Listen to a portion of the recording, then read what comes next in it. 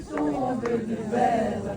Ne laissons pas ces projets mortifères. Avec l'ensemble des associations anti-nucléaires, on crée un grand réseau, une coalition, une coordination pour lutter contre les futurs EPR qui vont s'implanter derrière moi à Bugey.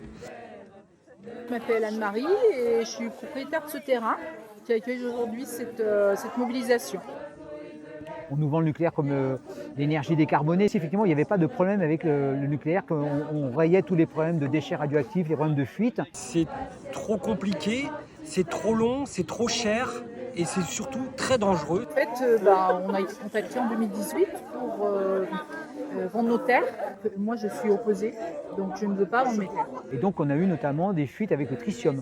Il y a eu 3 fuites qui ont été répertoriées sur le site du Bugey. Et puis on a eu aussi en 1984, on a eu un gros problème de réchauffement du cœur sur l'une des tranches. Donc on aurait pu avoir un gros souci. C'est une technologie, une industrie du passé qui doit maintenant s'arrêter. Parce qu'en fait, il faut quand même savoir que les centrales nucléaires au départ ont été conçues pour durer 25 à 30 ans avec une période de sûreté de 10 ans. Et il y a des organes essentiels comme la cuve et comme l'enceinte de confinement qu'on ne peut pas changer. Ces milliards qu'on investit dans les EPR et dans le maintien du parc électronucléaire français, si on investissait ces milliards dans une vraie politique à base des ENR, avec la sobriété énergétique et puis l'isolation des bâtiments, il y aurait moyen effectivement de faire sans le nucléaire.